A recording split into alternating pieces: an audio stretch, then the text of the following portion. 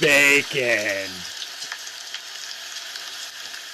That's right. Fry that greasy goodness, baby. Just trying to get you up and awake. Percolate the coffee.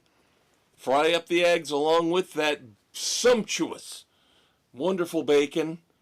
That pork skin, that pork fat. That lovely stuff that we carnivores can't get enough of. Sorry to all you vegans and vegetarians out there, but suck it! We like our meat. Yes, yes, we do. It is Sports Frenzy 2.0, the weekend edition. He's your Uncle Dave, the Conquistador Dave Heights. And he's your Uncle Kev, the Maestro Kevin Crane. And as always, our job every Saturday morning, this Saturday morning being May the 3rd, 2025, is to get you up and at 'em after a disappointing night at the bars last night, where you overindulged and you underperformed. But that's okay. We've all been there. We've all done it. Dave and I are the voices of wisdom, of experience. Of reason. And we're just goddamn smarter than the rest of you. So we have to do everything. And so what we do here on Saturday morning is, as opposed to Thursday morning when we guide you through the world of sports, we guide you here through the world of pop culture entertainment with the best in music, TV and streaming, books, movies, of course still keeping some traditions alive. At the end, the dumbasses of the week. Yep, and moments of silence. So what do we always start off with, Dave? We start with music because we are about the rock and roll, baby. All right. Little complex this week because we have 8 songs. 8 new songs. And Dave and I love to do this. This is fun for us because we don't compare notes ahead of time. So you guys this are getting all this off the cuff. You guys are getting this at the same time we are. We're going to rank them from 8 to 1, worst to best, and see how our rankings compare to each other's and to yours there at home. As you down 5, 6, 10 aspirin, trying to keep that pounding, throbbing headache at bay. Yep, you got your Gatorade, you pound it, and now you got the coffee. You know what I'm going to try one time? Well, it's too far gone now. But I wish I'd had Pedialyte. Everybody says Pedialyte. Oh, Pedialyte with the well, Gatorade does the same thing. Yeah, I never liked Gatorade, though. You got to find the right flavors. It's just salty Death water. Green is... It's just salty water. You got to go with the G2. Whatever. I never liked it. Didn't like any of those. Powerade, any of them. Didn't like any of them. All right, as always, I want you to lead. Oh, come on. All right. So go from 8 to 1. The worst. Should we tell the kids the 8 songs, or should we just... Oh, let's just dive in. Okay. The worst this week for me was Black Mamba by Alice Cooper, the band. Getting back together for a new album, first time in forever. Since, what, 76? So, close. Somewhere in there. Yeah, somewhere in the mid-70s. Mid-70s. Let's put it that way, yeah. So, not a fan of how they did this one. It's a little overdone. It's a little overdone in terms of taking the creepy Alice Cooper vibe. Yeah, he just basically speaks the song instead of trying to sing it. So, there were some bones there, but I will give them credit for what it was, but it's a week 2, can't recommend it. I think right now we're okay. I think you and I are on the same page. I will say this, a little bit of a teaser. I did not dislike any of the songs. No. But I will also say I have issues with a couple of them, which we'll discuss. We will get there. And some of my some of my issues might shock people. But for right now, I completely agree. Even though I didn't hate Black Mamba, probably my least favorite of the bunch. So, I have a lot that are like right in the same vein. I do too. So it's hard to differentiate some of these. It's okay. Just go for it. It's fine. It's fine. It's But, not like you're going to cause these performers or bands to jump off a cliff because of our opinions. Yeah. So, next up, I would have to go with Stay This Time from Honeymoon Suite. The intro with their weird little chanty type thing was very odd. And then they did it again later in the song. Yeah, where there's like background voices. Yeah. And then you're like, is this supposed to be the lead vocal? And then, the lead vocal then jumps in. And you're like, what the hell was that? Odd that they threw that in there. Other than that, I enjoyed it. I thought it was very... I liked it, other than that weird backgroundy stuff. I agree. But not my number 7. My number 7 would be 365 by Shinedown. While I did not hate it... It's ballady. It sounded a little too much like an old school Def Leppard song. An old school Def Leppard ballad. Little bit. I like. Here's the thing so far in my limited experience with Shinedown, who of course we're going to go see at the end of the summer with Bush, a band we'll discuss in a minute. I like the lyrics. I like the songwriting. I think that sets them above their peers. Songwriting is very good. This one, just for some reason, I didn't love it because it just was a little bit too, like I said, it reminded me a little too much of a Def Leppard hysteria mid-tempo ballad. Yeah. That I didn't really need. Yeah. It was number 6 for me. Okay, so there you go. And I would actually say Honeymoon Suite was my number 6. Okay, so we're rolling right along. I think I of course agree with every criticism you had of Honeymoon Suite. I think I just could feel the bones of that song were, they screwed it up. Yeah. It could have been so much better. Exactly. But yeah, I'm 100% with you with the background chant, whatever the hell that was. Yeah, just... Yeah. Not sure what they were trying to accomplish. Yep. All right. I will put at number 5, Bush, 60 Ways to Forget People.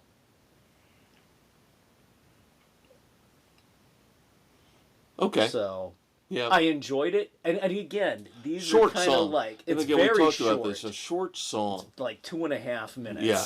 So, that kind of took it down a little bit for me. But what was there was good. All right, this is where I am going to... I don't want to say cheat, but I get a little bit touchy, and I get a little bit weird about loving cover songs and things like that more than I should. So bear with me on this. Despite the fact that we grew up in the great and glorious era of rock and roll, where cover songs were awesome.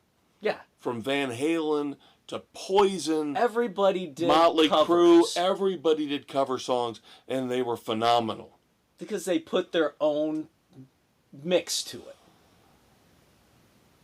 And everybody knows how much I love Triumph, and how could I not love the fact that these great artists are getting together to pay tribute to the Canadian power trio that I love? Yeah. But it only goes so far. It only goes so far. Sorry. So I would have to next go with Rock and Roll Machine. As much as I love Sebastian Bach. That's my 4.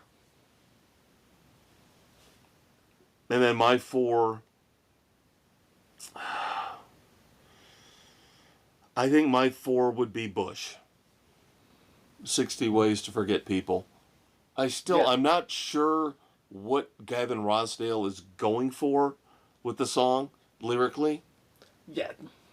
Yeah. I was almost expecting, the first time I saw the title, I was expecting maybe he's going to be really ambitious and try to figure out a way to play off of Paul Simon's 50 Ways to Leave Your Lover. Nope.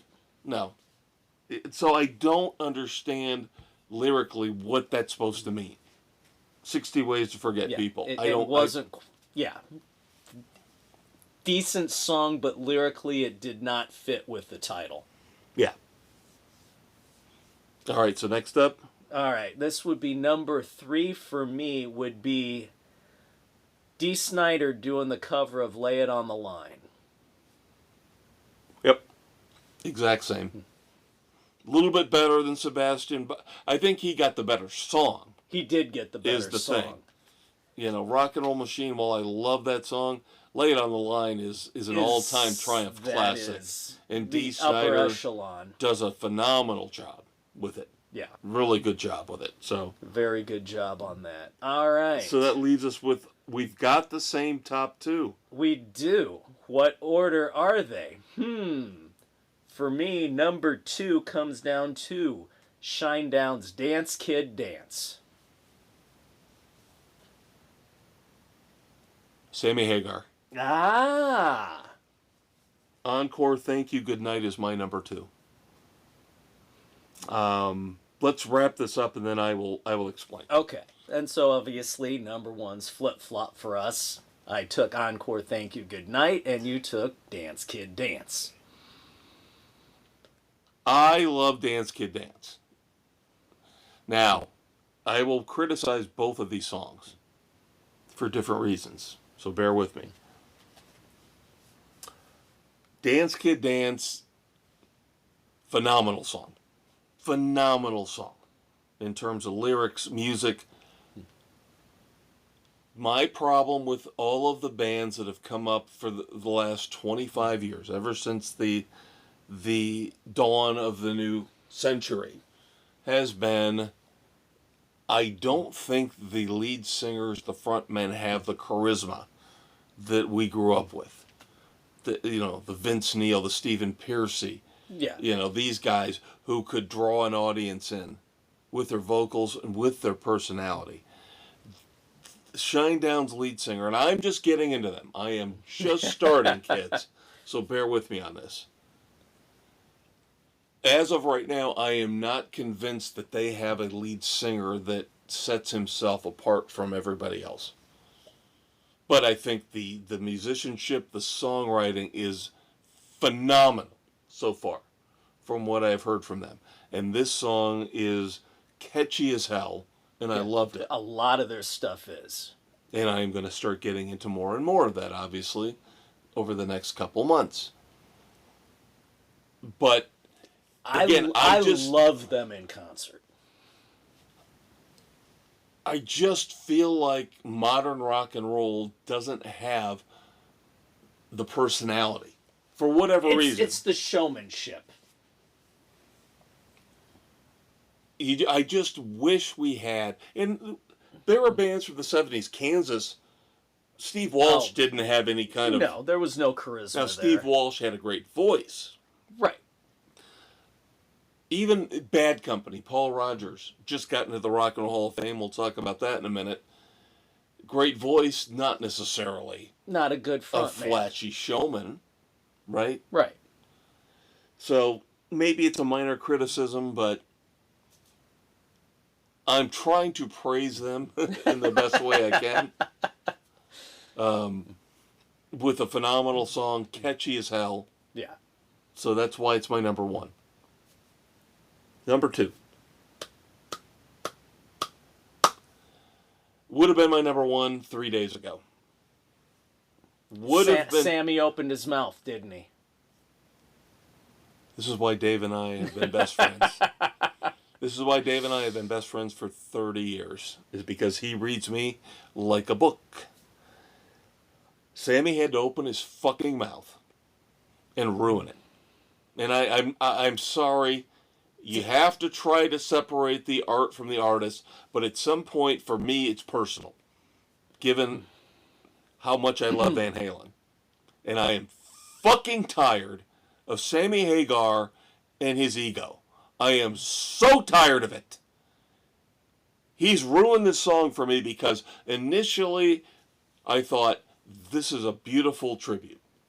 This is a beautiful tribute. Because Satriani playing the guitar, there were hints of all of Eddie's best riffs. And Mikey in the background. In Mikey's background vocals. This was an awesome tribute. The way the band came together to do this. But Sammy has to go out there and burn the bridges. As he does so often. He has to come out and talk about how he wanted to kick the shit out of David Lee Roth when they were on tour together. Let it go! Dude, stop living that far in the past. Who would ever thought I would say David Lee Roth is the more mature person right now in this whole deal between Sammy and Dave. But then he stepped too far. Then he comes out and he says, I have a message for Alex Van Halen. Oh, God. Just leave me the fuck alone. Alex didn't do anything! What did Alex do? He left you the fuck alone. He didn't mention you in the book. Maybe that's his problem, is Alex didn't mention him in the book. And I'm sorry, this has tainted the whole thing for me. Oh, because now God. I look at this song as Sammy doing a money grab. And I'm pissed off at Mikey, and I'm pissed off at Satriani. Because now I was fine with the tour. I was absolutely fine with the tour. Paying tribute to Eddie. And that's fine. You bring Joe Satriani, we said this. The only guy you would want to try this. To try it. And we saw them in concert. Weather kind of fucked us a little bit, but we still got a great show. Yeah, we lost about a half hour. Yeah, but we still got about an hour and 45 minutes. Great show. I loved it. It was phenomenal. Now he's gone too far. If he's spouting up, why? Sammy's ego cannot let things go. If he would have just done the song, left it as the final tribute. Oh, and he came to me in a dream. Fine, whatever. Yeah. Maybe it did. Sorry, maybe it didn't. A little bit of that. That's a little phony ego. To me. That's the Sammy ego. And I'm mad at everybody because I would love to slap Mikey in the fucking face and say, do you do everything this little bitch tells you to do? You never speak up. You never stand up for yourself. You never take a stand on anything. No, you just cash the paychecks and be Sammy's little man, and you never stand up for the legacy of Van Halen. You never stand up for the magic of that band. You just cash the paychecks and do whatever Sammy tells you to do. And with Joe Satriani, God bless him, I love him. It's enough, Joe, step away from this. Remove yourself from the poison that is Sammy. I don't want to hear you doing any more Eddie tributes. I don't want it. You are a phenomenal guitar player on your own. Now's the time for if Sammy could put his ego aside, which we know goddamn well he probably won't. Just shut his mouth and not said anything. Go do a Chicken Foot album.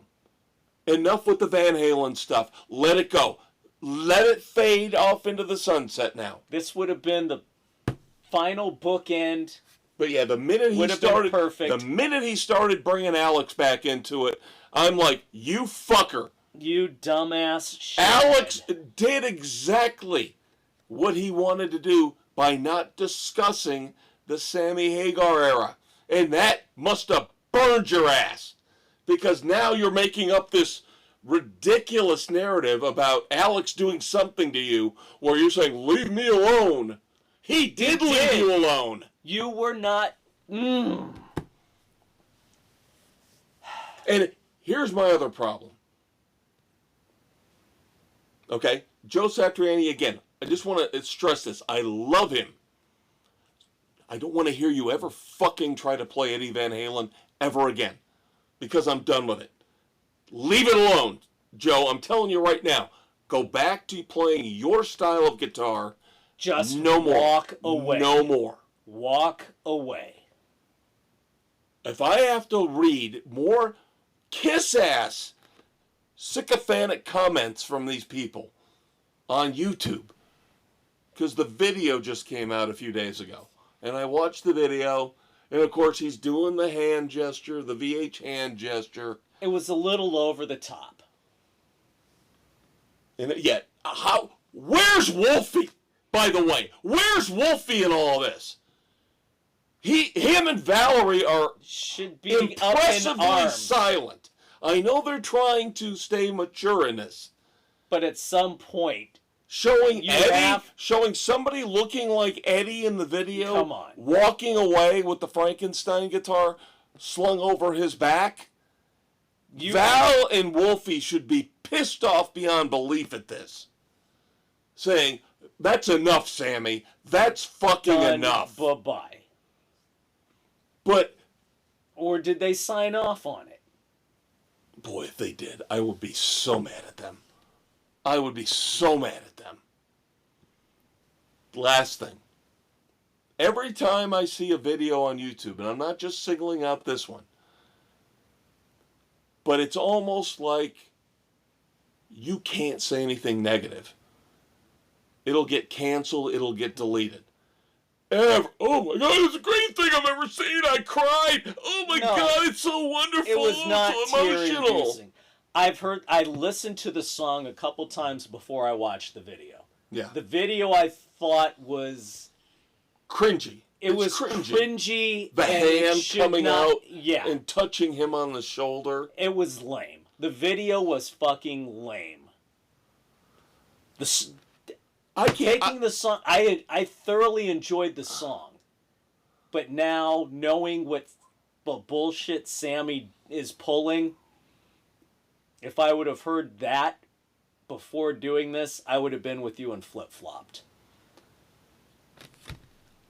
I can't imagine another artist that I have had this kind of love-hate relationship with, where I love Sammy's music, solo and with Van Halen, but I can't stand him as a human being, and he's fooled everybody. Everybody thinks he's this awesome dude. He talks out of both sides of his mouth at the same time. He is one of the biggest hypocrites. I know Eddie had his problems, and I know Eddie had his issues, but something about Sammy, I just feel like he manipulated a lot of what was going on. Alex alluded to in the book, Eddie had a good heart and wanted to see the best in everybody. And I wouldn't trust Sammy Hagar as far as I could throw him if I was getting into business with him. But everybody loves Guy Fieri loves him. Now he's supposedly going to be working with Kirk Hammett of Metallica. Oh, good Lord. You know, he does collaborations with, Jimmy Buffett and Toby. Everybody seems to love him, but I look at him and I go, there's something here. He's a fucking chameleon. And this bullshit with Alex, I can't stand it. And There's no reason Mikey pisses me off for not stepping in and saying, Sammy, shut the fuck up. At some point, Mikey's got to grow a pair of balls. He signs my checks. He signs my checks. Mikey, you need to take a stand at some point. And I know he got screwed in the end. I know he did. Eddie, when he was asked to take less of a percentage than he should have been entitled to. I get it. I don't agree with Eddie on that piece. You have Mikey's got the best background vocals during that time period. And in terms of songwriting, it was always the four of them. It was always... They all worked together. Yep. And then when Eddie said, no, we're not going to do that, me and whoever, the lead singer, whoever it might be, Sammy or Dave, get a higher cut, along with Alex, basically screwing Mikey. Which... I get it. But I still don't know the books. I don't know the business arrangement. But Sammy doesn't seem like the kind of guy who would be so generous. Yeah, he's... Do you really think this song, he's splitting everything 25, 25, 25, Oh, 25 no. between him and Mikey and Joe and Kenny on drums? He's taken 60 for himself and given the others 40, would be my guess. All right, sorry. Personal rant. I apologize. Before we move on to other things, we do have to discuss the Rock and Roll Hall of Fame inductees. That we do. Bad Company, Soundgarden, Joe Cocker, Cyndi Lauper, Chubby Checker, The White Stripes, and Outkast. One of these things is not like the other. Yeah, but you know what? It could have been worse. Yeah, could have been a lot worse. It could have been so much worse. This is probably the best we could have hoped for. Billy Idol would have been better. Yeah. Somehow, some way. Billy needed to be in there. But it's still politics. And here's the thing I don't like. And this goes for Bad Company, who I wanted in, and Joe Cocker, who who cares? I would have rather had Billy Idol than Joe Cocker. Those were the two, though, that all of a sudden you started to hear a lot of artists piping up. Billy Joel jumped to the defense of Joe Cocker. You had a lot of classic rock artists pushing Bad Company. Yeah, well, when are these people going to start supporting Boston, Styx, REO? Yeah. Come on. I know. Iron Maiden. There are so many bands and performers out there who should be in. I'm a huge White Stripes fan. Let me put this out there. I am a huge White Stripes fan. They should not be in ahead of 20 or 30 of these other acts. Yeah, agreed. That you and I grew up with. They shouldn't be. No. Chubby Checker, everybody's, oh, the twist. That's all he had was the twist. One song. One song. How many one-hit wonders are in the Rock and Roll Hall of Fame? And then I got to read this bullshit. Oh, it's a misogynistic class. There's only 2 women getting in. Oh, You're my lucky. God. Oh, my God. Is this what we're going to do now, is make it DEI? You got Outkast in, who shouldn't be in, but you're putting them in. Doesn't that check your box? I have no problem with Cyndi Lauper getting in. No, not at all. But no, it's not good enough.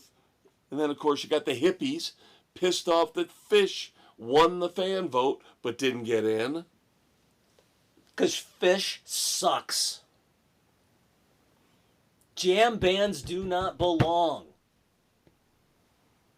And I've always said, the Hall of Fame, the Rock Hall of Fame, hates 70s rock, 80s hair metal, and any heavy metal. Yep. Whatsoever. They absolutely do. And it's garbage. It's There are certain performers, even in rock, that are in, that I would pull out in a heartbeat to make room for other, more deserving bands. And I'm not even counting the DEI PC shit they've put in. I'm just talking straight on rock and roll. The Pretenders, out. pull the Pretenders out. The White Stripes, pull the White Stripes out. Put in Styx, put in REO, put in Kansas. Put in Boston. Yeah. Boggles my mind. Boggles my mind how these idiots, even in a year where maybe they got it mostly right, they still got it wrong. Still got it wrong. All right, Dave, you want to give the kids some literary frenzy? Sure. Let's roll into this week's book. Blood Ties by Joe Nesbo. It is not one of his Harry Hole detective stories. This one focuses on the Opgard brothers, Carl and Roy, who live in Oz, Norway. Small little town faced with irrelevancy as the highway is posed to be shut down as they're looking to reroute cutting through a mountain, making a tunnel. But the Opgard brothers will not go gently into that good night, because the story revolves around Carl, who always comes to his brother's defense, and they're serial killers. They will knock off people who get in their way, including their parents, for a variety of reasons. The sheriff at the time, Roy's wife. So they have their reasons. Roy, you kind of really don't like. Carl, the older brother, can kind of be a little sympathetic, but still is a sociopath.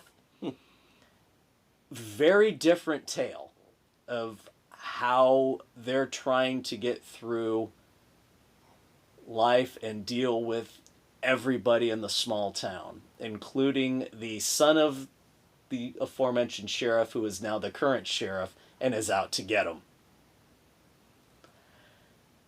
Very different from this perspective.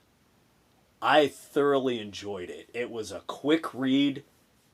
I will give this one a 4, just for it being so different. Wow. For the way the story comes together and the ultimate conclusion of how everything gets resolved. 4 frenzies. That's high praise. Just because it's a completely different take on novels. You do not get this where you... Well, you sound like you're rooting for the bad guy. Yeah, this the way it's written, you're rooting for the bad guy in this one. Despite everything, because despite his flaws, you see why things were done. And it wasn't always him who did things. It was a cleaning up his brother's messes in a lot of regards. The older brother. The older brother cleaned up the younger brother's messes. So now is this a one-off? This is a one-off. Okay, there's no series. There's no previous one. This is Nesbo's latest that just came out in February. Right. But it's not going forward. There's no previous anything. This is a standalone novel. Okay. And of course, Joe Nesbo, the Harry Hole novels, as you mentioned. Did you ever watch, by the way, The Snowman? I did not get to watch it. With Michael Fassbender playing Harry Hole? Yeah, I have not got to see it. That's on my list to watch. At some point, we have to plan an episode where we both watch that. Have you seen it yet? I have not. Okay. I started it years ago when it first came out, and nothing wrong with it. I just got pulled away. Yeah. And never ended up following through on it. Yeah, no. Harry Hole is Norway's serial killer expert. He's come to America to study with the FBI and figure things out. Raging alcoholic who's got his own demons but tries to do the right thing. Yep. So, very good series. No, Nesbo's done a number of one-offs as well. I like his writing style. And now it's translated, right? It's translated. So, but the basic premises of the story he's really good at throwing plots together.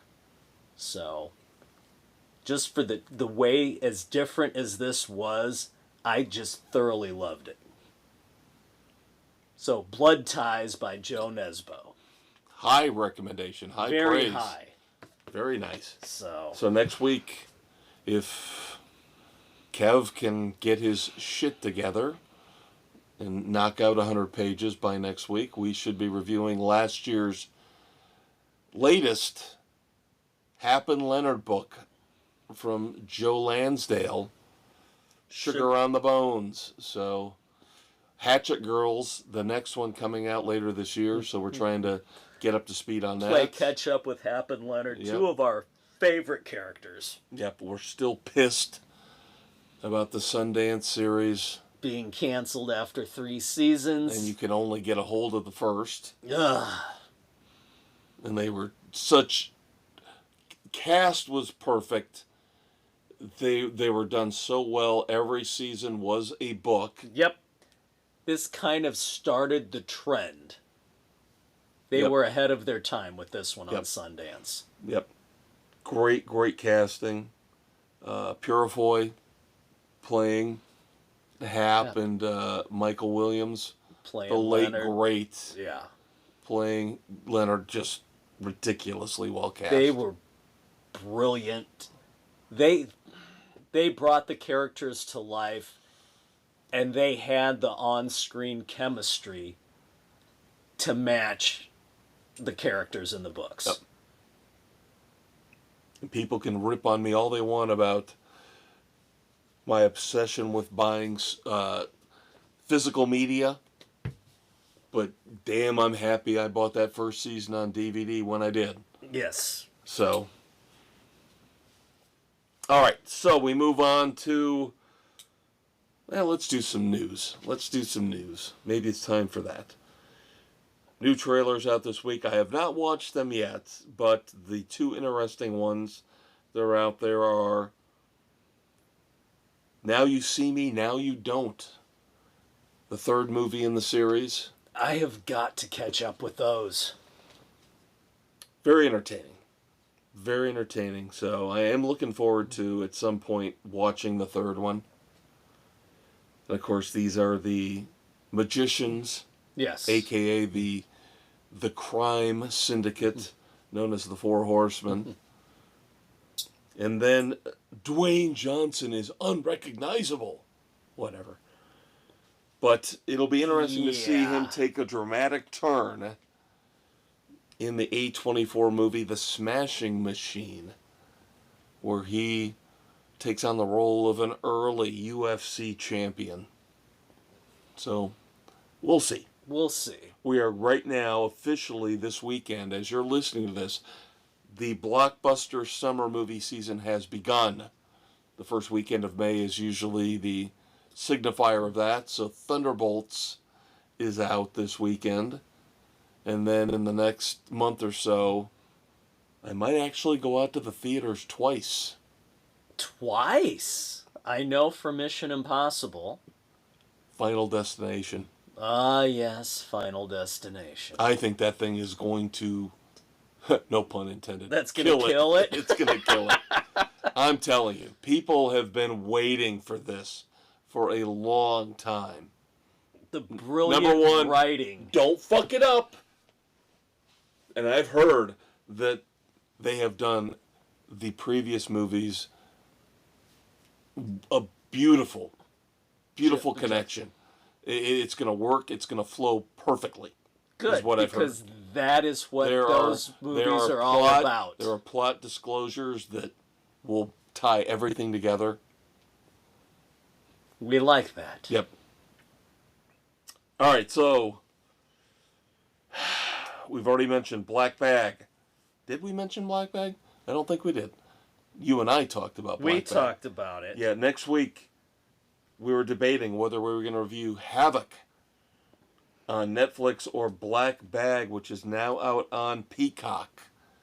And we'll get to both of them eventually, but we're leaning towards Havoc. Yep. We'll give you both if we can get to them. Yep.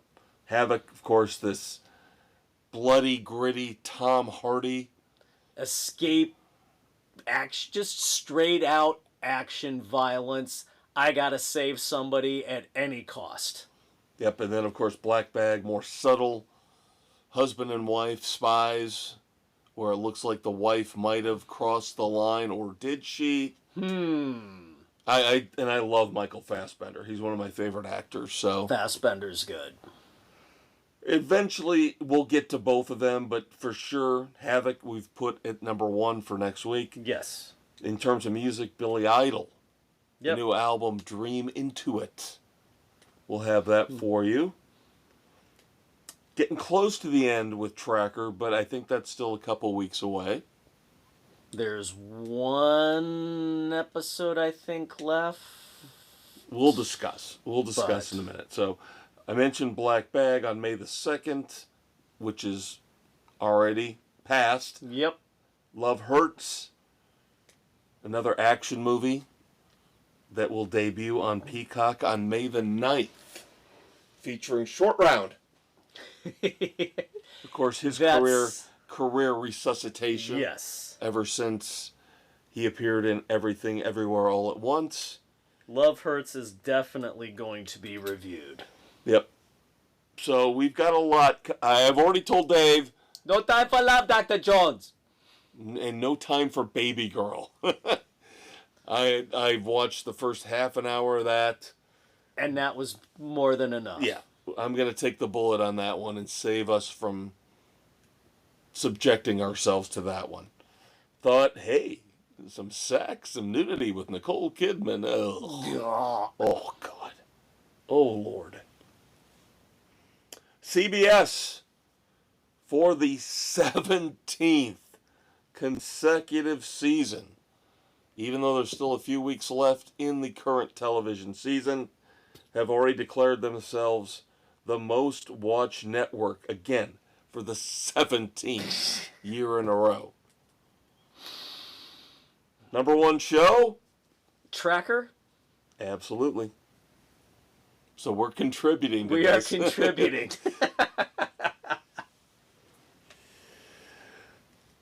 Interesting bit of casting news for one of our new favorite shows. Season 2 of Landman. One Sam Elliott will be arriving in Season 2 of Landman. Ooh, that's very intriguing. Yeah. One of our favorites. Yes. Now 2 of our favorites. Yep. Sam Elliott. And Billy Bob Now, Thornton. there have been no details disclosed if he's friend or foe. Very interesting, though, that Sam Elliott's getting in on this. Wouldn't it be a kicker if he was Billy Bob's father-in-law? That's not... I like that. That's not a bad supposition at all. I do like that. Now, we love Sam Elliott, Billy Bob. We also love... He's a good-looking dude. I will admit it. I will admit it. I love him as an actor, but he's a... Jensen Ackles. Yeah. His brand new show, Countdown, debuting June the 25th on Amazon Prime.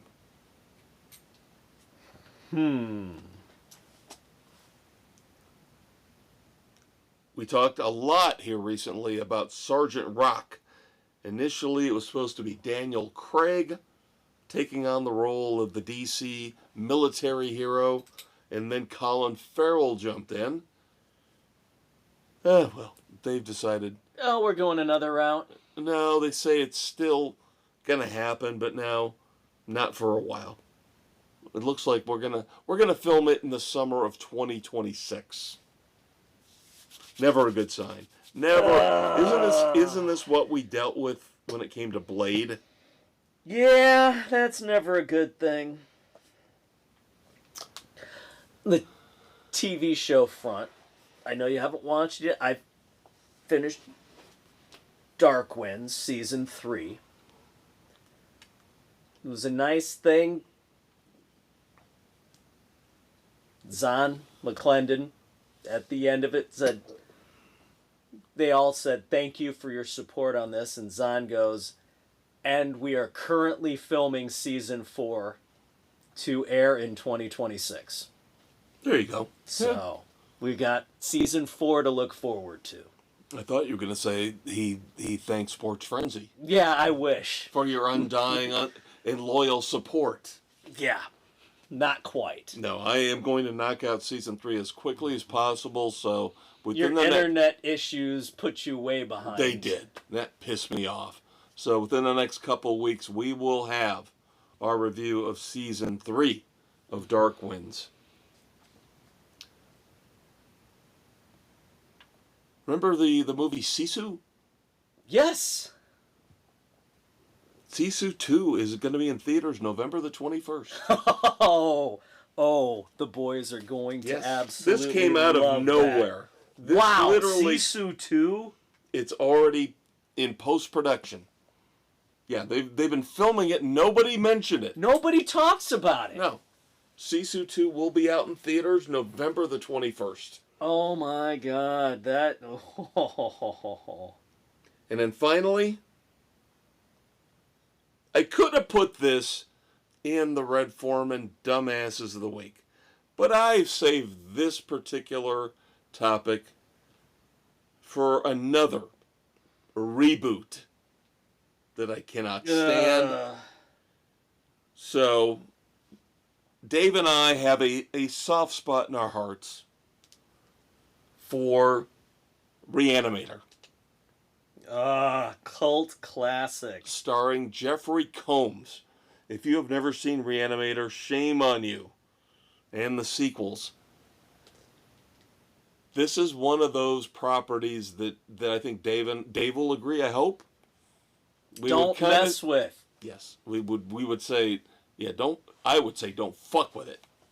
Yeah. I would be a little more vociferous in my protests. There are movies you leave the hell alone.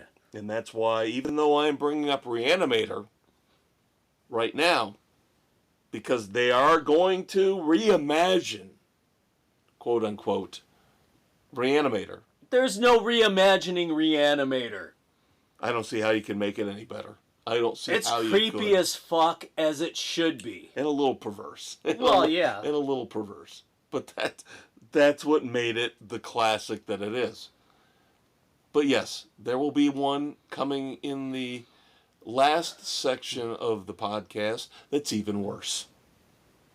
For me personally, might as well cut one of my balls off. Cut one of my balls off. So I think that's going to do it for the news of the week. Yep. We will next discuss TV and streaming.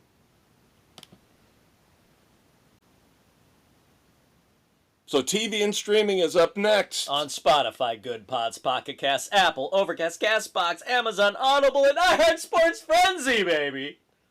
God, isn't it amazing how seamless we are at that? Didn't feel forced at all. Don't forget to check out the Facebook page where you can find links to each and every episode of the Weekend Edition, as well as the Sports Edition dropping every Thursday morning. Your favorite politically incorrect sports commentary show. Yep. And we are just weeks away, maybe 2, from our debut on YouTube.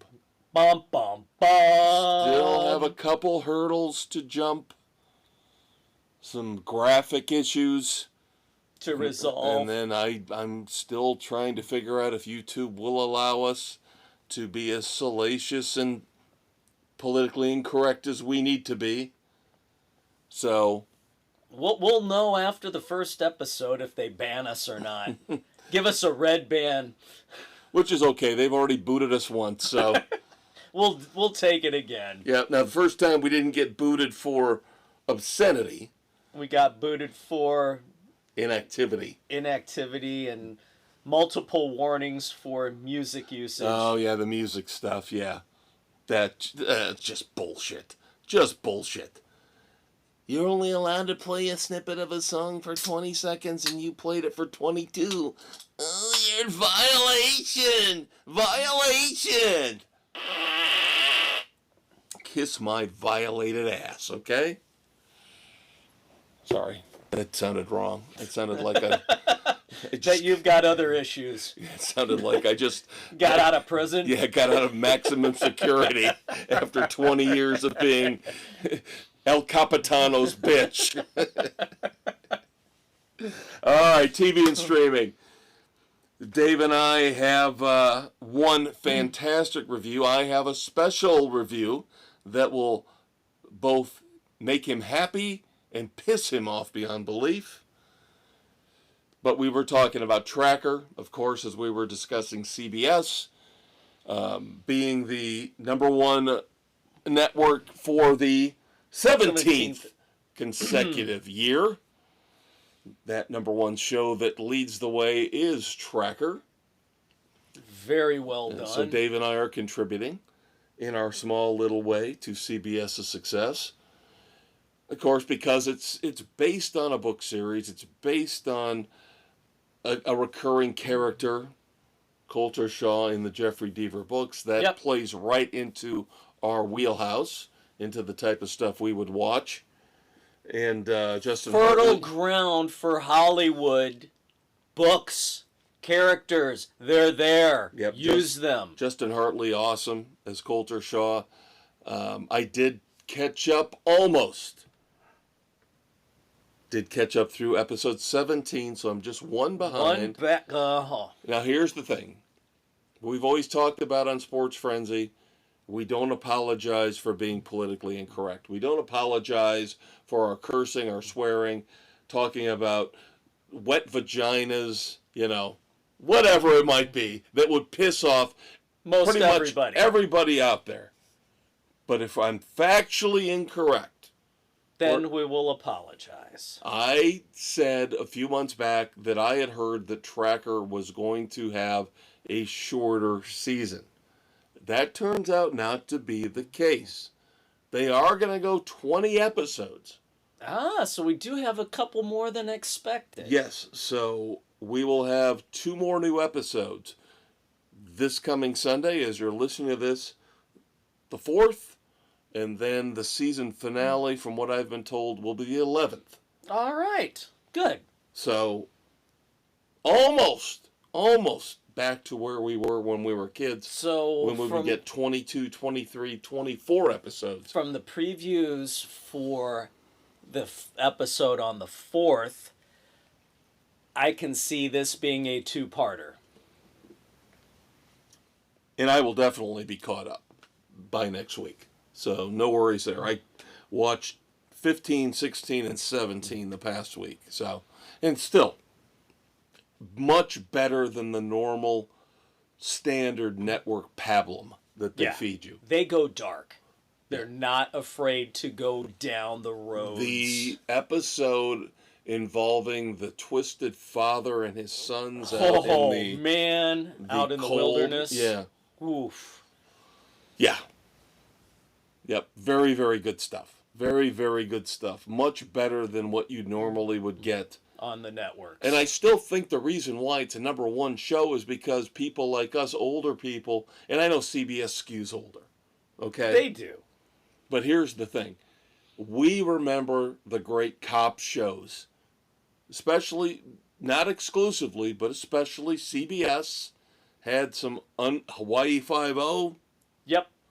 You run that gambit, Adam 12, Beretta. The episodic one, not usually a recurring storyline. No, very rarely did you have something come up reoccurring. Right. It would just be you tuned in, your hero, whether it was Beretta or Steve McGarrett or whoever. Once a season, you would have a 2-parter. Right. Right. Where they came up with just a brilliant idea that they needed more time to develop it. Right. But that's what we miss. That's what we pine for. All of those great crime shows from the 70s and the 80s. That's what we want. And that Tracker is about the closest we're going to get right now. Because they took away one of them from us that we loved, that we had. And maybe possibly Kev might have finally finished watching Justified City Primeval. What? Finally? What was it, 5 years later? Well, Not 5 years later, David! Jesus Christ! I admit it. You failed. I failed Raylan. I failed Raylan. Failed Raylan Givens. And let me explain why. Now I know why I failed him. I have a perfectly logical explanation. The spoiler? No spoilers. No spoilers. No. Wasn't it spoiled for you?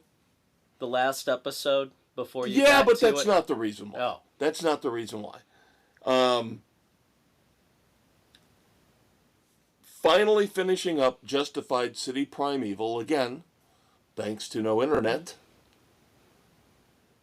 I originally, when it aired, had watched the first 4 episodes and just got pulled away. But now I know why. Because his daughter was a pain in the ass. The first 4 episodes compared to the last 4 is night and day.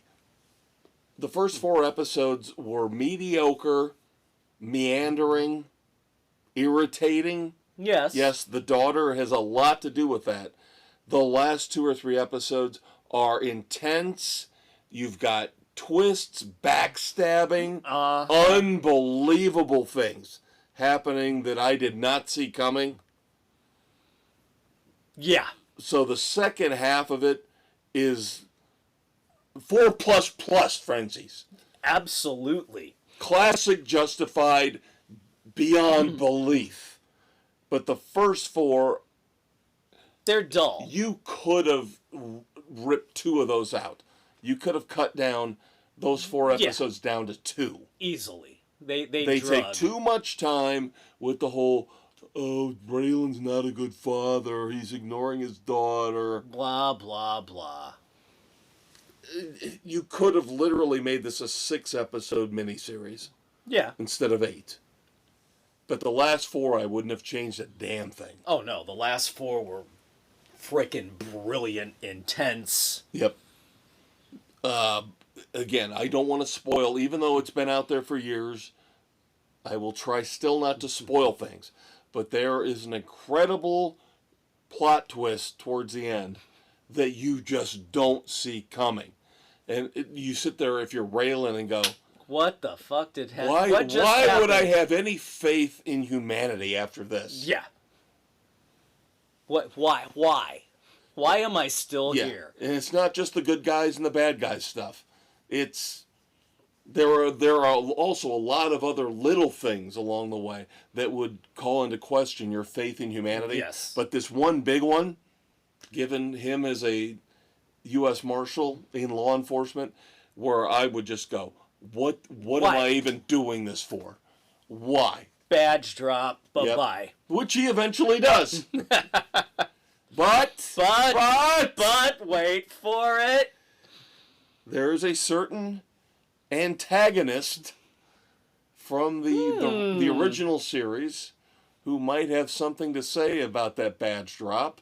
Yep. One character played by a Walton Goggins. So, very hard to judge this considering the fact that the last half is some of the best TV I've seen in my life. And the first half is eh. So I will give Justified City Primeval 3.5 frenzies. There you go. Think that's pretty close to where I was at the time. But yeah, the last 4 episodes pretty much are just perfection. Boom, boom, boom, perfection. Boom. Timothy Olyphant as Raylan Givens, arguably some of the greatest casting ever. Yeah. And he plays it so beautifully. The intensity that he gives off, you can feel it through the television screen. Yeah, when he's intense, he's intense. When he plays, he plays. And he has that fuck it, whatever attitude. Mm-hmm. And let's hope for more. Let's We hope need for more more. Raylan. I wish, honestly, they never ended the show. Oh, I know. That was another thing that came to mind after watching it. Was Why did they did they even end end it it? to begin with? Why did you stop Raylan? Yeah. It was successful. Yeah. It was winning awards left and right. I don't know. It's just one of the greatest shows ever. One of the greatest shows ever. And this mini series, of course, based on the book by Elmer Leonard, where Raylan gets stuck going to Detroit Yeah. instead of dealing with his normal environs. Fish Brilliant. out of water. Absolutely brilliant. Again, first 4 episodes had issues, but you It cannot redeems deny. itself with flying colors. Yeah, you cannot deny the last 4 episodes. Some of the best TV you will ever watch in your life. So that leads us into our mutual TV and streaming review of the week from Amazon Prime. Went by very fast. 8 episodes of The Bondsman, season 1. Yeah, half-hour episodes. So, you've got Kevin Bacon playing a bail bondsman. It's no secret from the previews, you know, he's killed off right away, but is brought back from the dead to be a bounty hunter for the devil, to recapture escaped demons. And it becomes a family affair in the most bizarre, funny ways. Yeah, It's entertaining as hell. I love the fact that whoever put this together was smart enough to say, let's just make it half-an-hour episodes. Yeah. Let's not try to stretch it into an hour Hour-long like ones. a typical drama would be. Yeah. And this would be more of a horromedy. Yeah. Not a lot of drama, but more of the comedy factor to it. Just the interplay. And the actress who plays his mom steals the show. Mama Bear. Now, I did feel like for some reason we were trotting familiar ground. This was... I don't know why, but it just felt a little familiar to me. Well, it's supernatural. Not bad. It's Not bad. Supernatural-esque. In a way, yeah. You had some supernatural vibes Reaper. to it. It Reaper. kind of has a little bit of Reaper in it. Yeah. A little bit of Preacher. Yeah, so you got several different shows kind of morphed into this. Right. But it's Kevin Bacon just being goofy as hell. And that's the thing. Kevin Bacon being the focal point of this solves a lot of problems. You know, you get the charismatic actor or actress leading the way. He's got the good old boy vibe that he played in Tremors. I will say this, talking about the storyline and why he is damned to hell. The mistake. The mistake he made. He fucked up. Big time. I don't feel sorry for him. Let's put it that way. No, I don't feel sorry for him. He deserved what he got. That was a terrible, stupid mistake. Yeah. That he should pay for. So this is not a feel-good story where by any stretch of the imagination. You're gonna go. His character really didn't deserve his fate. Oh no, his character deserved the fate. It was a mistake, but it was an absolutely pathetic, awful, terrible Never mistake. should have happened. Right. Now, you and I have our history with shows that leave us hanging. Terriers. Is this going to be another one of those shows? I have not heard anything yet in terms of is Amazon going to actually renew this for season 2? I have not heard anything. Because we've got a cliffhanger. We always have cliffhangers. And Early one you could kind of see coming. This, I would hope Amazon is smart enough to go season 2 on this. Usually they go 2. Yeah. Before the And there even was a with lot of Outer positive. Range, they went 2 with Outer Range before they screwed everybody with, again, another cliffhanger. Yeah. But I've heard a better buzz on Bondsman than from Outer Range. So we'll see. I will give the Bondsman season 1 solid 3 frenzies. Yeah. Yep, it's nothing spectacular, it's not original, but it's a nice take on the genre. Yep. Absolutely. Yep. Well acted by everybody. Completely Good character development, good characters. Yep. So. All right, so we move on to movies. And we'll keep the horror vibe going, the scary movie vibe going. Yep. Peacock dropped Wolfman, which I went in with some trepidation. No. I know, No. right? Why would you go with trepidation, considering the fact that every time Universal over the last decade has tried to resuscitate their classic movie monsters, they failed miserably? And the previews did not lend you to think that it would be any different. I was pleasantly surprised with this one.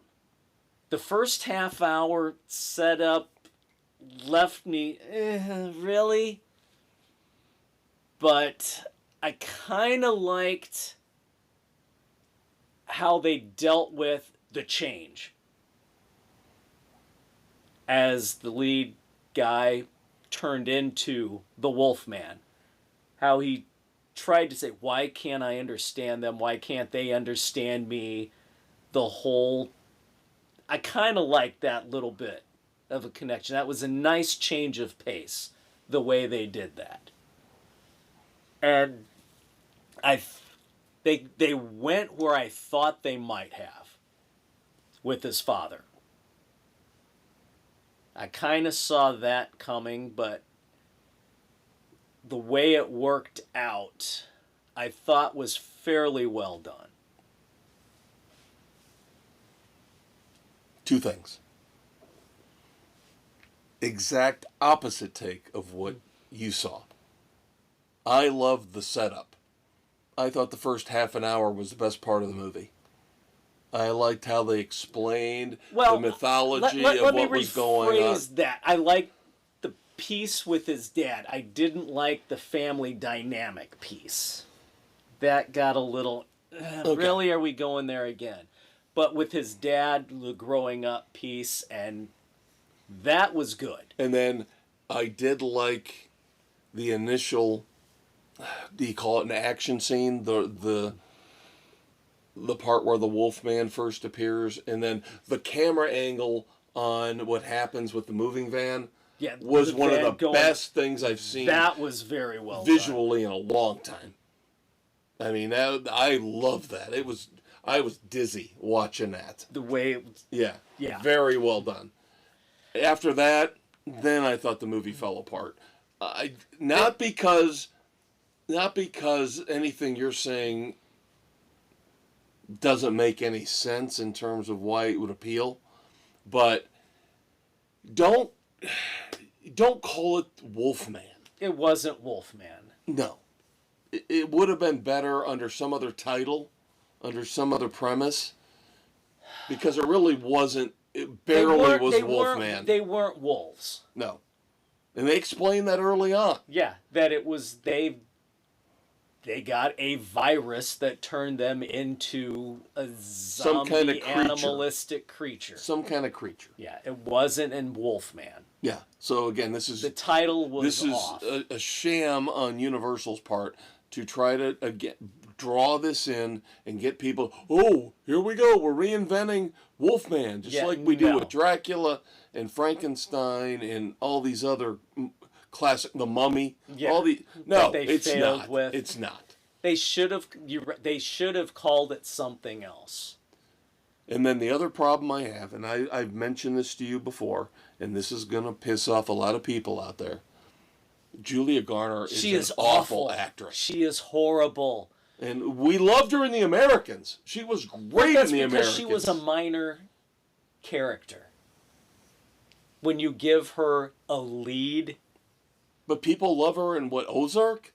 I think she... Yeah, I wasn't all that impressed with her in Ozark. Here's the thing.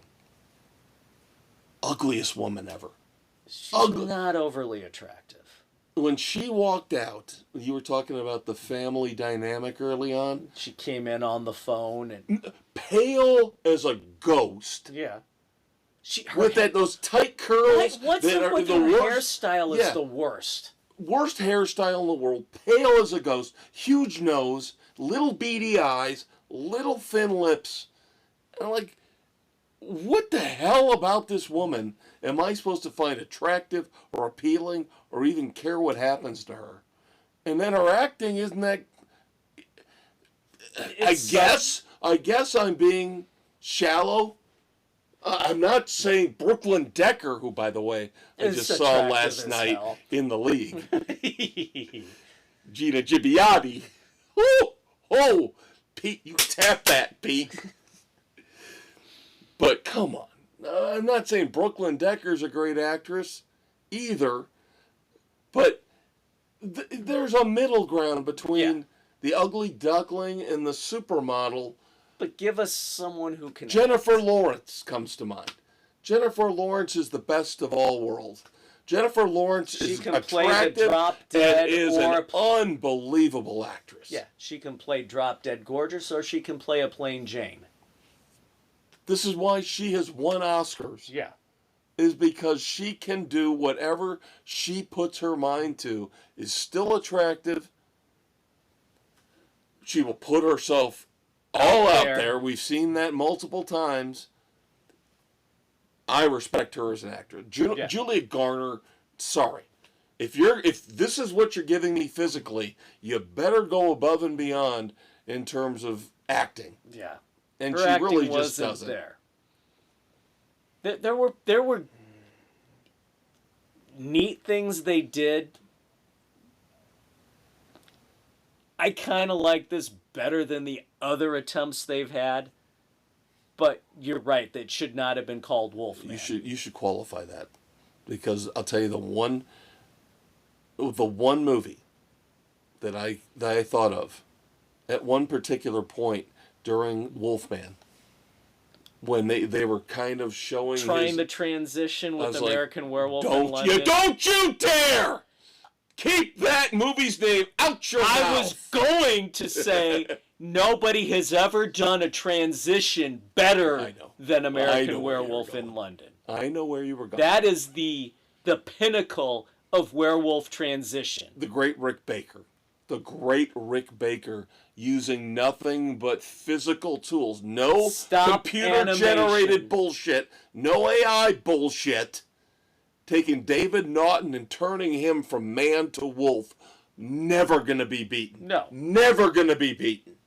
There are 2 movies in my life. You might have more. Because I know that brain of yours. The movie stuff you've got going on in there scares people. Sometimes I get a glimpse of it and it scares me too. Scares me. The 2 movies, in terms of physical transformation, and no bullshit CGI, no bullshit computer American Werewolf in London and The Thing. Yep. John Carpenter's The Thing. Those 2 movies, you can't beat them with just the hydraulics and the things they used, and then the putty and the makeup. Unbelievable. And then if you want to go back to the original Alien, popping out of the stomach. Yep. But again, this wasn't Wolfman. This wasn't the Wolfman. This, I don't know what they could have called it. Cabin Fever. I know it's been used. Yeah. But something like that really would have been better. Sorry, I don't want to mount her. No. Don't put a lot of effort into this. No. But they could have come up with a better title. But they wanted to tie it in for money purposes, and it failed miserably. It failed living up to anything. And with it didn't make Wolfman any money again. either. No. Because they tried to tie it into the Wolfman. Yep. And it wasn't. So because I kind of like the setup, I'm with you. It just, what a better title, a different title would have served a better purpose for this. And I like the setup. I like the premise. 1.5 frenzies. I was going to go a week too. Okay. So pretty close. Yep.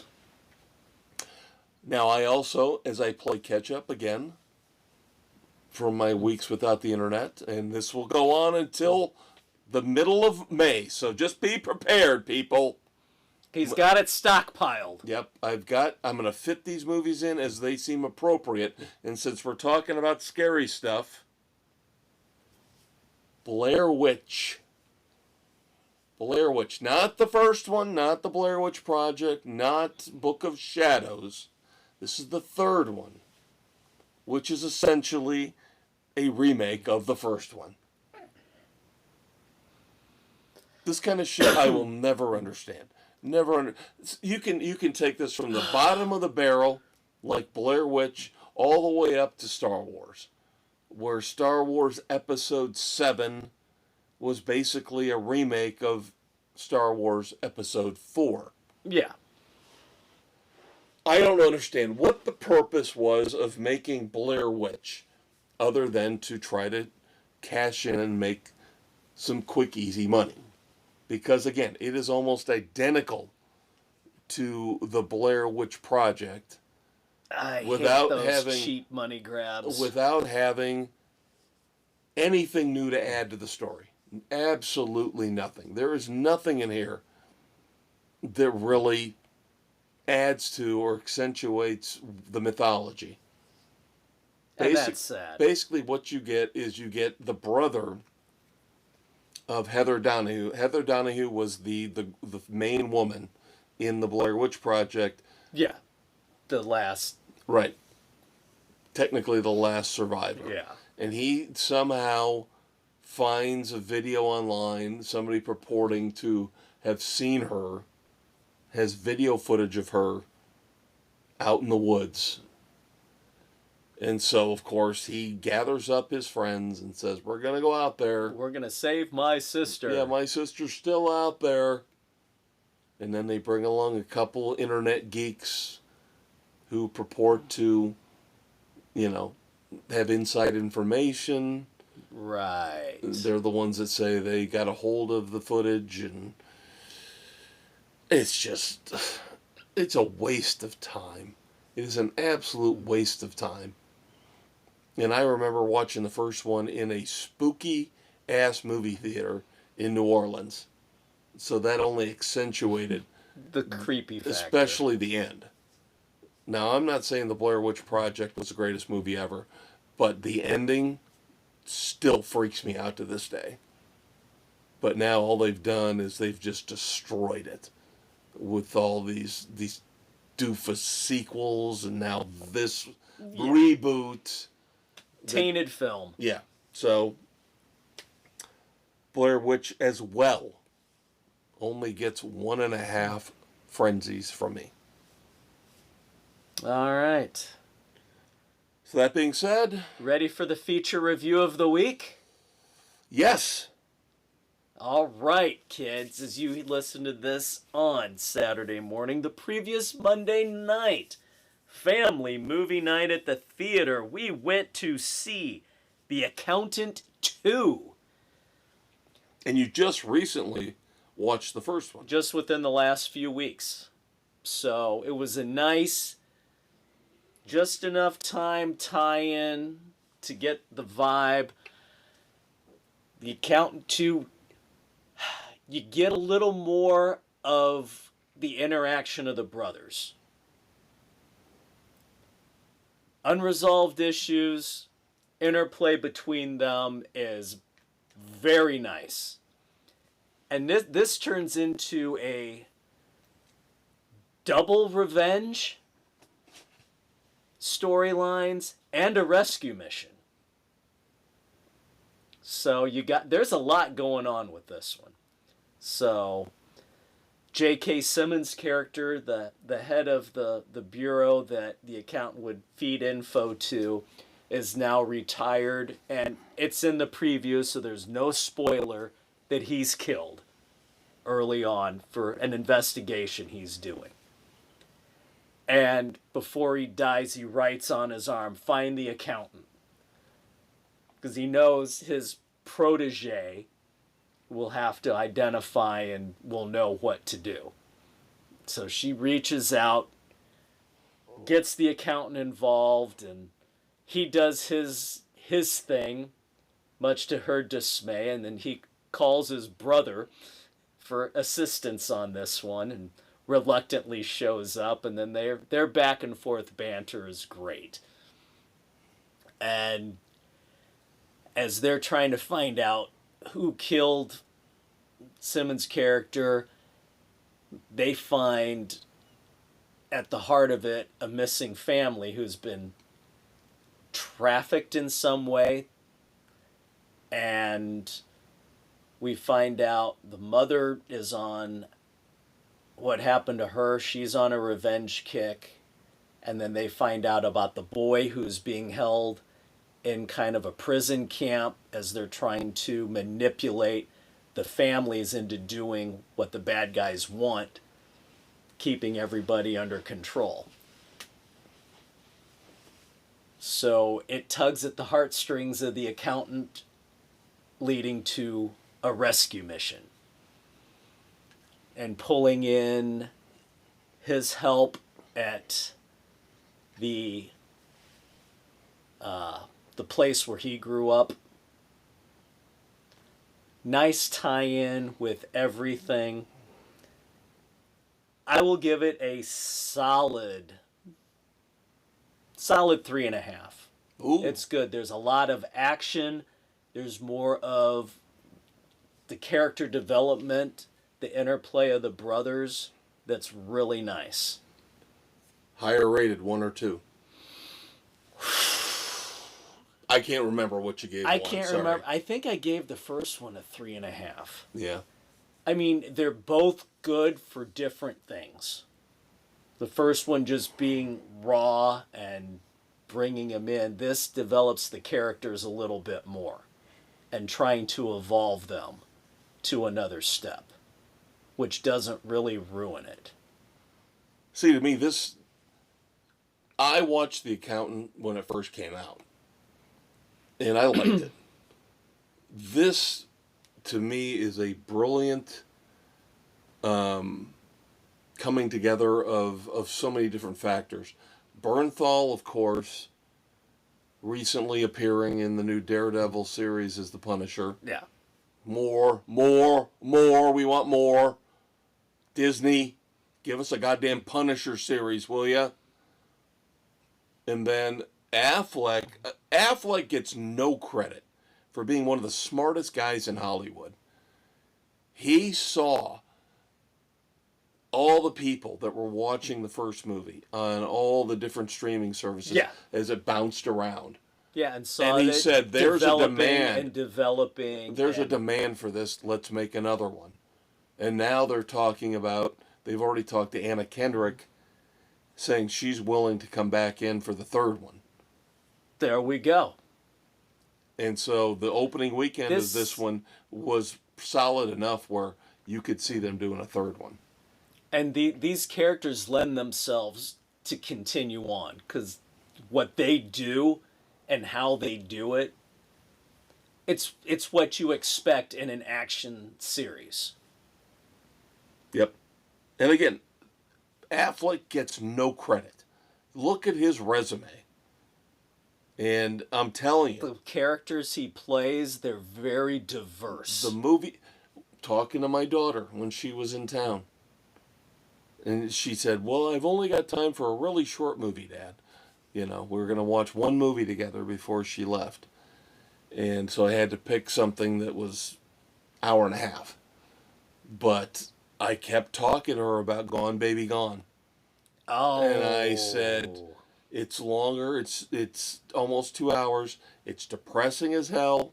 But it's so Ben damn- Affleck's first movie he directed, one of the greatest movies ever made. Yeah, his brother Casey is the lead. Yep. Yep, and she, well, I don't really want to watch something that's that depressing. I said, then we're not watching that. We're not watching that. But you've got to watch it, to see it at some point. I mean, between Argo, oh my God, Argo starred in it, directed that. Yeah. Beyond his goofy appearances in Kevin Smith movies.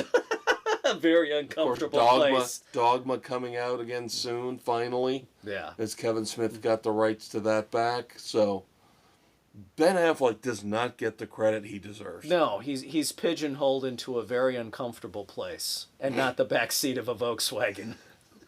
Well, that and the fact that I think the tabloid stuff times overreaches over his actual creative career.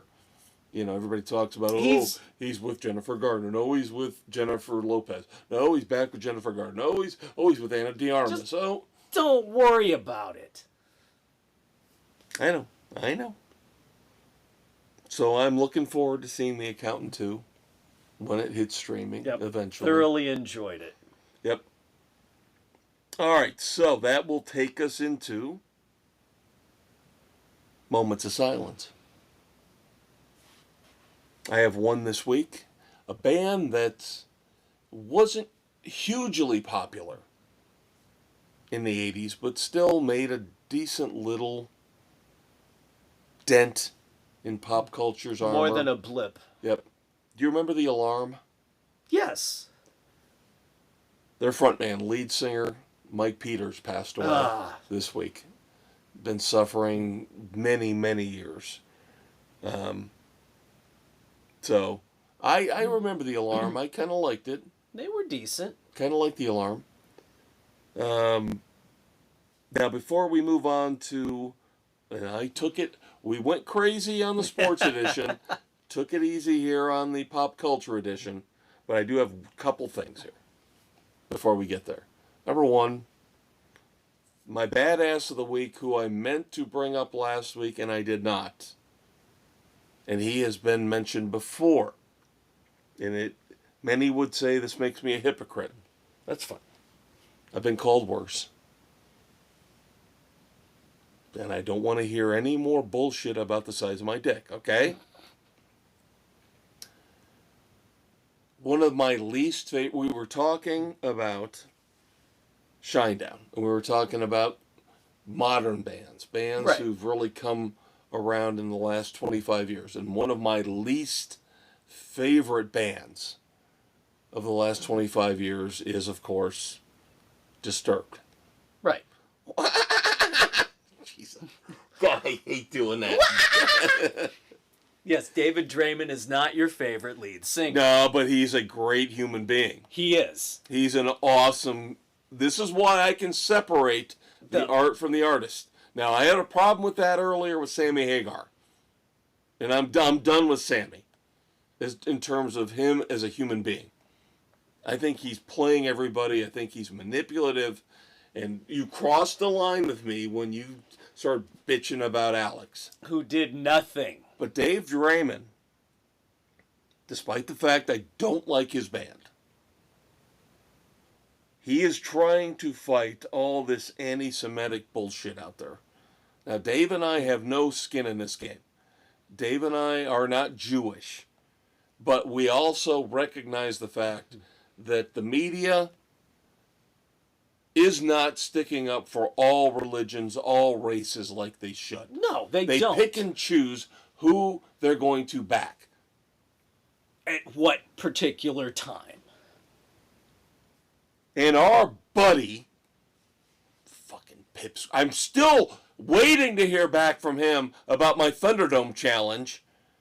That little fucking pipsqueak from Green Day, Billy Joe Armstrong, came out recently at a big concert and changed the lyrics of his song, which he loves to do. He loves to do that all the time. Changes the lyrics to one of their songs, the Green Day songs, to basically say, push whatever fuck agenda Israel, bitch he wants. Pro-Palestine, fuck Israel. And Dave Draymond caught wind of this. And Dave Draymond of Disturbed is Jewish. And give him credit for being mature beyond belief. Because I would have said, hey, Billy Joe, Let's go. Yeah, let's go in the back alley. I know the maestro wants a piece of you, but I get some first. But he said, Billy Joe Armstrong and I need to sit down and talk. You need to know the history of everything. Yeah, we need to have on. a one-on-one here about the whole Israel-Palestine situation. Because I don't think you understand what you're doing when you're changing these lyrics and coming out against Israel. Kudos to him. Good for him. He is my Clint Eastwood badass of the week. I can separate the fact that I can't stand... God, it hurts my vocal cords just to even try to do that. But he sounds like an awesome dude. He sounds like an absolutely righteous, awesome man. Compared to Billy Joe. Can we just call him BJ? Because that's what he should be doing, is giving BJs in prison. Because he's such a little bitch. He's ruined Green Day for me. He has ruined Green Day for me. Because every time I listen to Green Day, all I can think of when I hear him is the bullshit rants that he pulled. That we put through. Concert. We had to go through. Yeah. He put us through in concert. Shut up and entertain me, and you asshat. still one of the most expensive tickets we've ever bought. Yeah. And one of the most disappointing. All right. So we got that off my chest. Sorry. One other thing. This is just fun. This is just fun. This is something that maybe you knew this and I missed it completely. Going back a few years. Now, you and I watch On Patrol Live. Right. We love it. One of the former hosts of On Patrol Live was Sean Sticks Larson. I did not know until this week that he was dating back then Lana Del Rey. Really? Yeah, they were dating for about a year. Sticks and Lana. There's pictures of them out there at events together. I did not know this. I'm like, Sticks was dating Lana Del Rey? Sticks stuck Lana Del Rey? I didn't say that, David! I am not presuming to know what Stick did with his stick. Right? Sticks did with his stick. Yeah. But, yeah, now I think she's married to a guy who does, like, alligator pontoon boat tours or something like that. And that's cool. That's cool. Whatever works. But, yeah. Huh. Did not know that. Yeah. Wasn't sure if you did, but I had to bring that up. One way or the other. Very interesting. All right, so to wrap things up. Who of these candidates wins the golden boot up the ass as our Red Foreman dumbass of the week? All right, I will admit of slim pickings. Only 3 this week. Hollywood didn't come through for me. They actually maybe were somewhat sane this week. Yeah, maybe. There are still a few in here that piss me off. So, even though they've backed off on it, the administration, Trump, the government, must have known something. And this is an absolute bullshit move. Amazon was about to display tariff costs next to the price of any product purchased on Amazon. All I would say is, why now? You didn't do it for Biden. Why would you now decide? Because now they're over 100% more of what they were. That's still political bullshit. That is still political bullshit. Where do you draw the line? When do you draw the line? Now it's when okay. Everything is being pushed on to the consumers, where you wouldn't see, you're starting to see tariff charges if you order stuff online. I know you are. You say, all right, I want to buy this stuff. It's going to cost me $25. And then you're charged $60 additional for the tariff charge. So now you're paying $80. There were tariffs, you realize, under Joe Biden. Yeah. But nobody ever showed the tariffs Because they were of insignificant They were not amounts. insignificant. They were not insignificant. They're not as exorbitant as they are now. It's bullshit. That's a political bullshit move, is what it is. The whole thing is political bullshit. Because what we're going to do now is we're going to pick which political candidates we're going to try to rake over the coals. Trump is trying to straighten out years and decades of getting taken advantage of. And now all the companies go, oh my God, I can't believe we're going to have to pass the cost along to consumer. How about we stop passing the costs on to consumers and you fucking suck it up and take it out of your enormous fucking profits?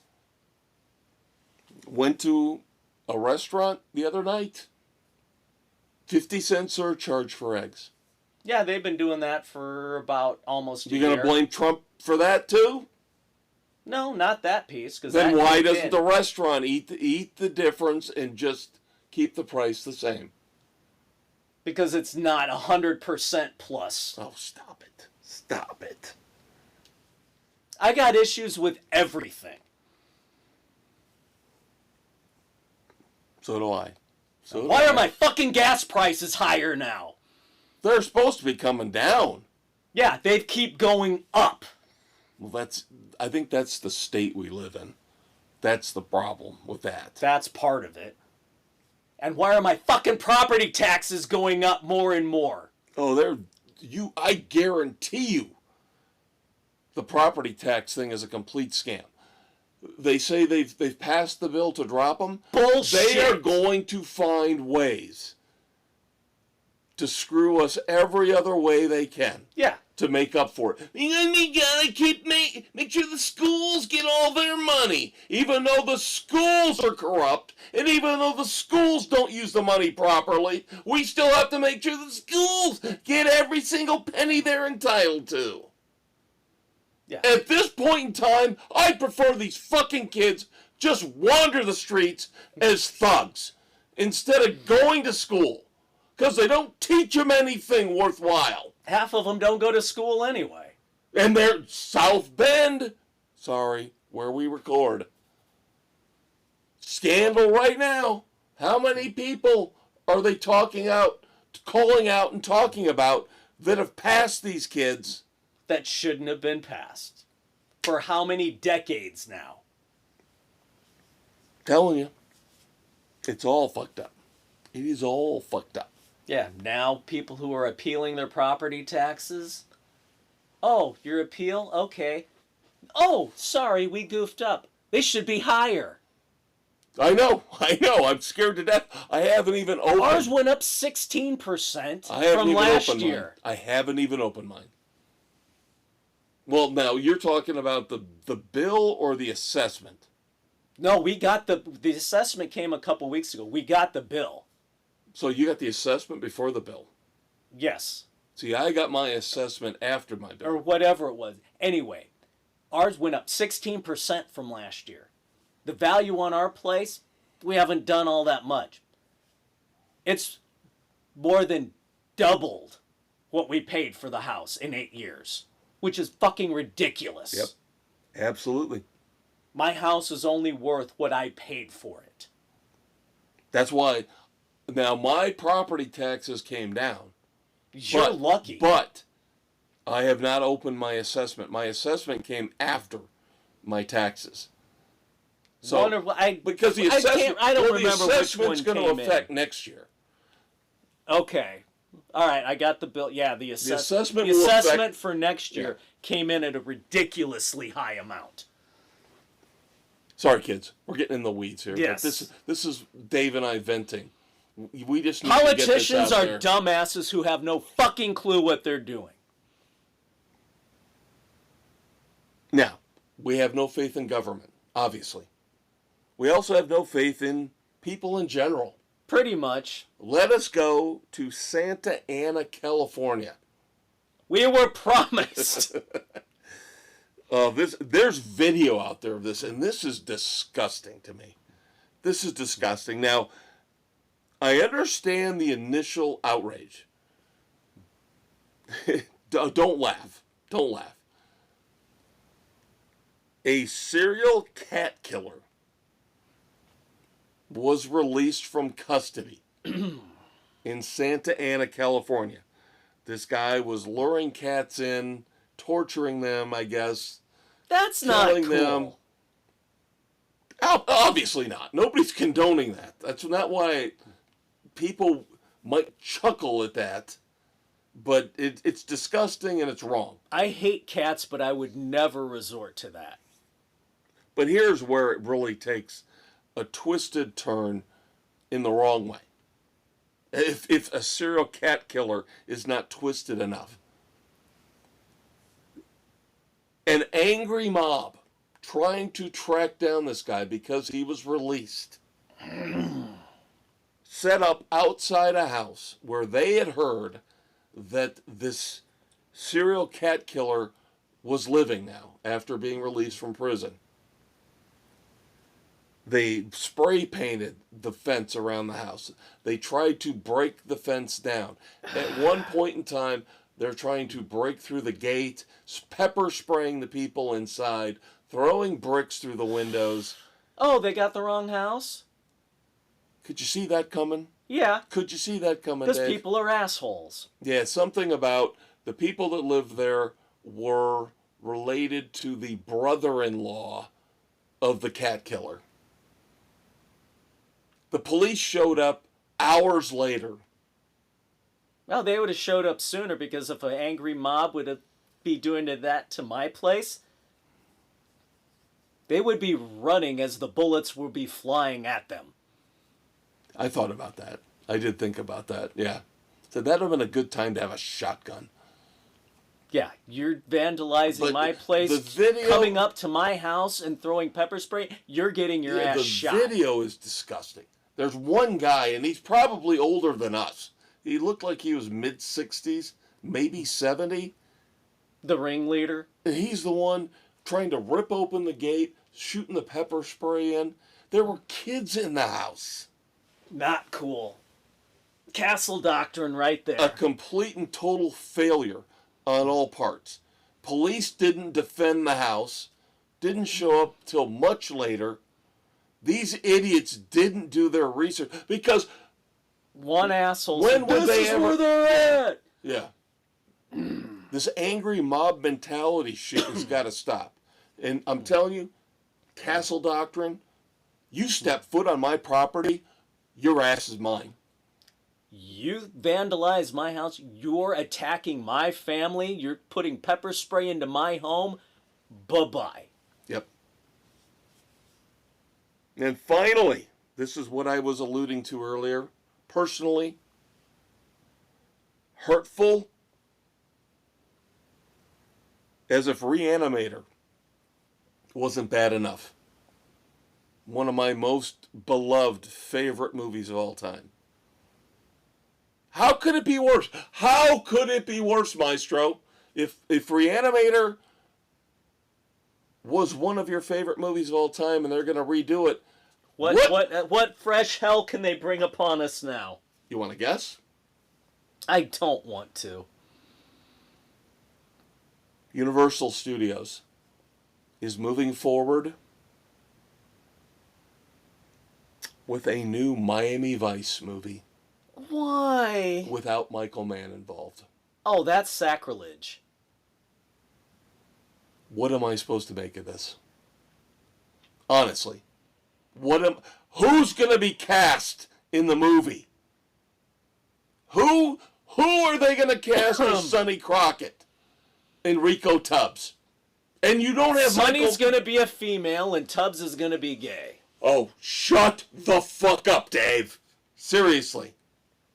Do you doubt that they would pull that? I will tell you the casting I heard that I could live with and the one I could not. Because the guy who's going to be shepherding this is the same guy who did Top Gun Maverick. So they're saying Glenn Powell might be in line to play Sonny Crockett. I'm okay with that. Okay, that's not horrible. Ideally, who I would like to see play Rico is Michael B. Jordan. Oh, he would be good. Those two together, I could buy in. That would be good. The bad? They're saying if they can't get Glenn Powell, Pedro Pascal. Oh, fuck no! Hell no! And he won't shave his mustache. No. No.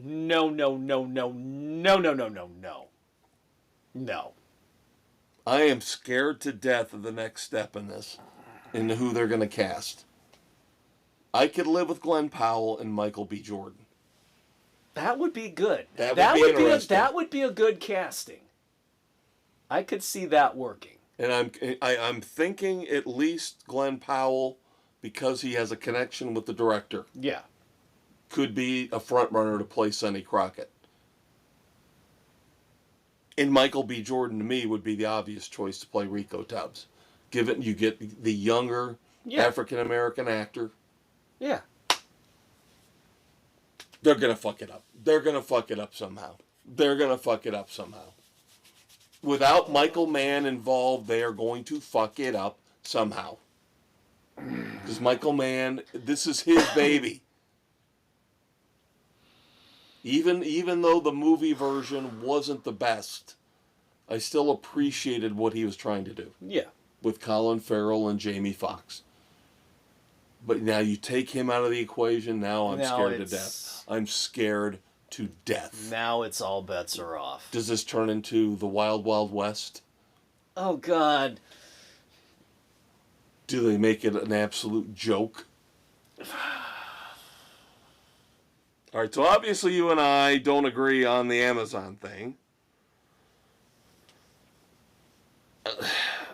The Miami Vice thing sucks badly. It sucks horribly, but I think the fucking mob mentality bullshit. Yeah, I think that's got to be it. Those assholes should be strung up. What gives you the right to trash somebody's house? Yeah, what life do you have where you've got nothing better to do? And the video, again, you've got to see the video. And watch like 5 minutes of this. 5 minutes of my life I'll never get back. You could see there was one woman, again, California, keep this in mind. One woman who looked like she had used way too much bronzer. Bleach blonde hair with the bronzer, and you could hear her saying, "Nobody's gonna stick up for the cats." Oh my God. And I'm like, oh God. Jesus. And you can't even get the right house. No. And these people walk among us, Dave. That's the scariest part. Yeah. These people walk among us. You could pass them every day in the aisle at the grocery store. Walking down the street. Most likely at Walmart, but...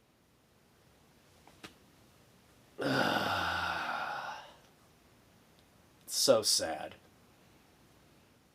All right, that is going to do it for Sports Frenzy 2.0, the weekend edition. We hope you enjoyed it. Hope you learned something. I know Dave did a couple things. Yeah.